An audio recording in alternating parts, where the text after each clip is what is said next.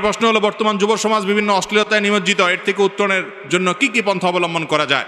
যুবকদেরকে নষ্টের জন্য যত আয়োজন হতে পারে তার সবগুলো করে রাখা হয়েছে, ঠিক না ভাই? ঠিক।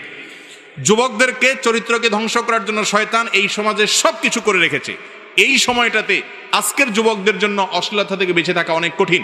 আর এই কারণে ডক্টর খন্দকার আব্দুল্লাহ জাহাঙ্গীর রহমাল্লাহ বলতেন, তার কথা তিনি বলতেন, আমার মতো বুড়ো দাড়ি পাকা মানুষ তাহাজ্জুদের নামাজ পড়ে যে পরিমাণ সওয়াব পাবো, তোমরা যুবকরা শুধুমাত্র ফরজ নামাজ পড়ে তার চেয়ে বেশি সওয়াব পাবা।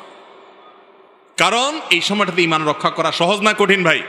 অনেক কঠিন। বিধায় এই অশ্লীলতার জোয়ার থেকে বাঁচার জন্য প্রথম কাজ হলো দৃষ্টিকে অবনত রাখতে হবে।